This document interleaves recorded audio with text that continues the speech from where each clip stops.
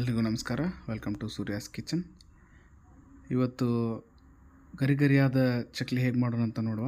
ಈಗ ನಾವು 2 ಕಪ್ಪು ಅಕ್ಕಿ ಹಿಟ್ಟು ತೊಗೊಂಡಿದ್ದೀವಿ. ಅದರ ಜೊತೆ 1 ಕಪ್ಪು ಪುಟಾಣಿ ಹಿಟ್ಟು ಅಂದರೆ ಹುರ್ಗಡ್ಲೆ ಹಿಟ್ಟು ತೊಗೋತಾ ಇದ್ದೀವಿ.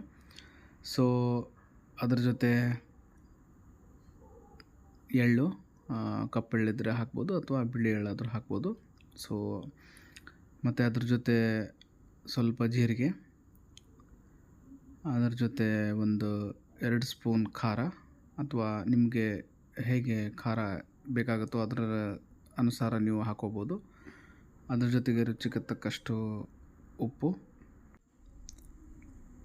ಅದರ ಜೊತೆ ನೆಕ್ಸ್ಟು ಸ್ವಲ್ಪ ಬಿಸಿಯಾಗಿರುವ ಎಣ್ಣೆಯನ್ನೇ ಹಾಕೋಬೇಕು.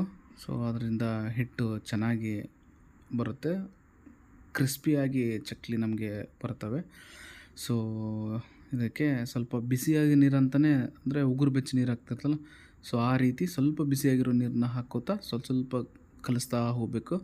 ಅಂದರೆ ಜಾಸ್ತಿ ನೀರು ಆಗಬಾರ್ದು. ಸೊ ಹದವಾಗಿ ನಯವಾಗಿ ಚೆನ್ನಾಗಿ ಹಿಟ್ಟು ಬಂದಿರಬೇಕು, ಆ ಥರ ನಾವು ಕಲಿಸ್ಕೋಬೇಕು. ಓಕೆ, ಈಗ ಹಿಟ್ಟು ಸರಿಯಾಗಿ ಕಲಿಸ್ಕೊಂಡ್ಮೇಲೆ ನಮಗೆ ಒತ್ತಡದಲ್ಲಿ ಹಾಕೋಕ್ಕೆ ಸರಿಯಾಗಿ ನಮಗೆ ಎಷ್ಟು ಬೇಕಷ್ಟು ಮುರಿದು ಇಟ್ಕೊಳ್ಬೇಕು. ಸೊ ಒತ್ತಡದಲ್ಲಿ ನಾವು ಇದನ್ನ ತೊಗೊಂಡು ಇದನ್ನು ಹಾಕೋಕ್ಕೂ ಮುಂಚೆ ಅದರ ಒಳಗಡೆ ಸ್ವಲ್ಪ ಎಣ್ಣೆನ ಹಚ್ಚಬೇಕು. ಸೊ ಒಳಗಡೆ ಎಲ್ಲ ಎಣ್ಣೆ ಹಚ್ಚೋದ್ರಿಂದ ಹಿಟ್ಟು ಅಂಟ್ಕೊಳ್ಳಲ್ಲ, ಸಲೀಸಾಗಿ ಈಸಿಯಾಗಿ ನಮಗೆ ಹಾಕ್ಕೊಳ್ಳೋಕ್ಕಾಗ್ತದೆ. ಸೊ ಒತ್ತಡದಲ್ಲಿ ಹಿಟ್ಟು ಹಾಕ್ಕೊಂಡು ಒಂದು ಪೇಪರ್ ಮೇಲೆ ನಾವು ಸರ್ಕ್ಯುಲರ್ ಶೇಪಲ್ಲಿ ಹಿಟ್ಟನ್ನ ಹಾಕೋತಾ, ಸೊ ಮೀಡಿಯಮ್ ಸೈಜಲ್ಲಿ ಸರ್ಕ್ಯುಲರ್ ಶೇಪಲ್ಲಿ ಹಾಕ್ಕೊಂಡು ರೆಡಿ ಇಟ್ಕೊಂಡು,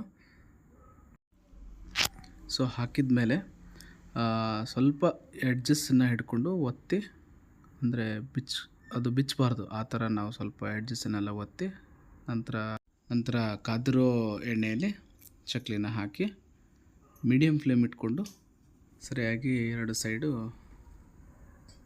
ಕರೆದು ಒಂದು ಪೇಪರ್ ಮೇಲೆ ಹಾಕೋಬೇಕು.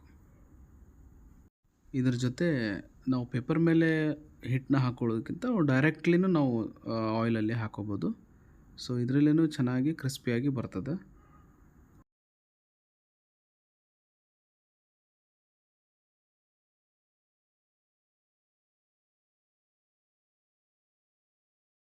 ಸೊ ಗರಿಗರಿಯಾದ ಬಿಸಿ ಬಿಸಿ ಚಕ್ಲಿ